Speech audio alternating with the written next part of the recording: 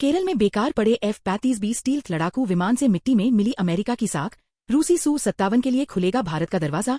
जब F-35B केरल में उतरा तो इस फाइटर जेट के पायलट ने पहले अपने विमान से बाहर निकलने से इनकार कर दिया, जिसका मकसद ये था कि भारत इस विमान की संवेदनशील तकनीक तक न पहुंच पाए। जिसका मतलब है कि ब्रिटेन भारत जैसे देश पर भी भरोसा नहीं करता, जबकि दोनों के संबंध मध्यम से अच्छे स्तर तक रहे हैं। ब्रिटिश नेवी का F-35B 5वीं पीढ़ी का लड़ाकू विमान 14 जून से केरल में बेकार पड़ा है। अब उसे टुकड़ों में बांटकर C-17 ग्लोबमास्टर से एयरलिफ्ट करने की योजना पर काम चल रहा है, लेकिन पिछले 21 दिनों से पूरी दुनिया अमेरिकी टेक्नोलॉजी की नाकामी का तमाशा देख रही है। सबसे ज्यादा हैरानी की बात यह है कि हाईटेक माने जाने वाले इस फाइटर जेट को आखिर 3 हफ्ते बाद भी उड़ाने लायक क्यों नहीं बनाया जा सका। आखिरकार ब्रिटेन ने ये मान लिया कि इसे मरम्मत करके उड़ाना संभव नहीं और इसे एयरलिफ्ट करना ही आखिरी विकल्प है। ऐसे में एक्सपर्ट्स का मानना है कि ये पूरी घटना सिर्फ टेक्नोलॉजी की नाकामी नहीं है, बल्कि पश्चिमी देशों के हथियारों पर होने वाले आसमानी दावों का फेल होना है। अमेरिका ने भारत को भी F-35 लड़ाकू विमान का ऑफर दिया हुआ है। ट्रंप ने सार्वजनिक तौर पर भारत को F-35 बेचने की पेशकश की थी, लेकिन अब जबकि F-35 असहाय है तो सवाल उठ रहे हैं कि क्या इसकी नाकामी ने रूसी 5वीं पीढ़ी के लड़ाकू विमान Su-57 के लिए दरवाजे खोल दिए हैं। हालांकि भारत के लिए F-35 लड़ाकू विमान के साथ जाने की संभावना पहले से ही काफी कम थी। फरवरी में पूर्व एयर मार्शल अनिल चोपड़ा ने कहा था कि दिल्ली अपने हितों के विपरीत होने पर सहयोगियों पर दबाव डालने और उन्हें छोड़ने का अमेरिका की हरकत को लेकर सतर्क है, साथ ही भारत से रूस से दूरी बनाने की संभावित अमेरिकी दबाव को भी जानता है। उन्होंने जोर देकर कहा था कि एक विश्वसनीय साझेदार देश चुनना महत्वपूर्ण है जो अनावश्यक दबाव नहीं डालेगा।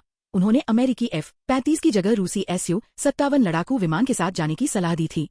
जब F-35B केरल में उतरा तो इस फाइटर जेट के पायलट ने पहले अपने विमान से बाहर निकलने से इनकार कर दिया, जिसका मकसद ये था कि भारत इस विमान की संवेदनशील तकनीक तक न पहुंच पाए। जिसका मतलब है कि ब्रिटेन भारत जैसे देश पर भी भरोसा नहीं करता, जबकि दोनों के संबंध मध्यम से अच्छे स्तर तक रहे हैं। इससे यह भी साफ होता है कि पश्चिमी देशों की टेक्नोलॉजी को खरीदने वाले देशों को कितना कंट्रोल और शर्तों का बंधन झेलना पड़ता है। भारत को तत्काल यह आश्वासन देना पड़ा कि विमान की जांच नहीं की जाएगी। यह बात भारतीय नीति निर्माताओं के लिए एक चेतावनी है कि पश्चिमी देशों से हथियार खरीदने पर क्या मुसीबतें और धोखा झेलनी पड़ सकती हैं। F-35 लड़ाकू विमान प्रोजेक्ट के 20 साल से ज्यादा बीत चुके हैं, लेकिन इसकी विश्वसनीयता हमेशा से सवालों में रही है। अमेरिकी वायुसेना की रिपोर्ट में ही कहा गया है कि एक बार में 35 से 40% F-35 ही युद्ध लड़ने के लिए तैयार होते हैं। बाकी विमानों की मेंटेनेंस ही चलती रहती है। इसके रखरखाव की लागत काफी ज्यादा है, जिससे इसे ऑपरेट करना काफी खर्चीला होता है।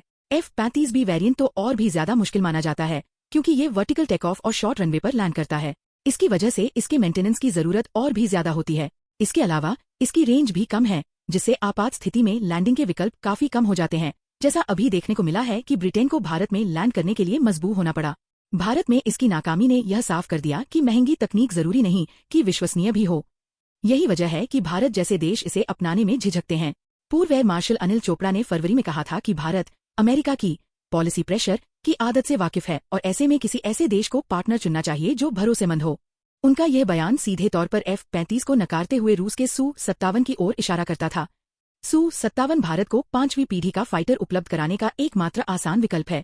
रूस ने भारत को सोर्स कोड के साथ साथ 100% टेक्नोलॉजी ट्रांसफर और भारत में उत्पादन करने के साथ साथ बाद में ब्रह्मोस की तरह किसी और देश को बेचने की पेशकश की है। ये ऑफर शानदार है और इससे यकीनन मेक इन इंडिया को फायदा होगा। हालांकि Su-57 की स्टेल्थ क्षमता F-35 के मुकाबले थोड़ी कम आंकी जाती है, लेकिन इसकी रेंज लगभग दोगुनी है, मिसाइल कैपेसिटी ज्यादा है और इसकी फ्लाइट परफॉर्मेंस बेहतर मानी जाती है। रूस ने मई में भारत को इसके सोर्स कोड तक की एक्सेस देने की ऐतिहासिक पेशकश की थी, यानी भारत इसमें अपनी तकनीकी जरूरत के अनुसार बदलाव कर सकता है। इतना ही नहीं, भारत के AMCA प्रोग्राम को भी तकनीकी सहायता देने की भी बात रूस ने कही थी। इससे भारत को आगे जाकर लड़ाकू विमानों के निर्माण में आत्मनिर्भरता हासिल हो सकती है। एक्सपर्ट्स का मानना है कि Su-57 के साथ साझेदारी भारत को अपनी वायुसेना को आधुनिक बनाने और खुद का फाइटर जनरेशन विकसित करने में मदद कर सकती है, जबकि पश्चिमी तकनीकें सिर्फ बिकने के लिए आती हैं और कई सारी शर्तों में बंधी रहती है, जिससे भारत को आत्मनिर्भरता की आजादी नहीं मिल पाएगी।